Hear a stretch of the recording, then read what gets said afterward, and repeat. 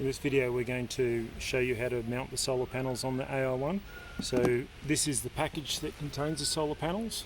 Has instructions you can read through, as well as a visual indication of showing you the hole where the red cable goes through and the two solar panel mounting points. If you ever in doubt, the QR code takes you to these instructional videos. So the tools you're going to need for this job are a Stanley knife or a box knife, a large flat blade screwdriver, like the width is the important part here, and later on a waterproof grease that we'll use for the connector. So step number one is open the packet.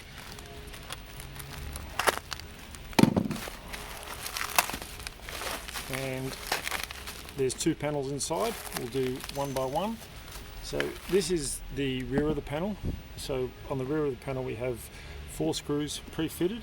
We can leave these two in position. We're actually just going to take the two off the end next to the red cable. So remove these 2 screws, and we'll keep those for later, and then we have a look at the AI1. So this is the bracket where the solar panel connects. This is the hole that the cable goes through, and as you can see it's on the right side. So if we have a look at our cable, the red cable goes through that hole, and then these are the mounting points that go through the holes on the bracket. Okay, so line it up nicely and then get the black screws, the black nuts that we had before, and lightly fix these to the rear of the panel, just moving the panel around slightly so that the nut goes inside the groove in the right position, and then repeat on the second nut.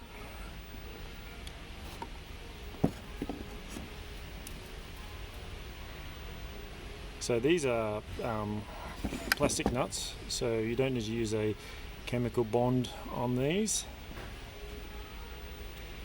So once we've got it nice and tight, then we use the large flat blade screwdriver to finish it off. Now don't get too carried away. You don't want to burr the sides of the nut, so that's sufficient. And then we'll repeat on the other side because we've only finger tightened this one. So the key here is to make sure it's nicely lined up in the groove and do not over tighten. Then we're going to fix the cable inside the connector just next to it, and that's where the waterproof grease that we had before comes in. Inox MX6 is good because it is highly resistant to water and salt and drying, so it will stay moist over a long period of time. And all we do is we run a bead around the rim of the connector to get a nice seal, and then make sure that we push in to the 2 ribs. So there's the 2, and then just rotate it a few times to get a good seal, and then you're done. Repeat on the second side.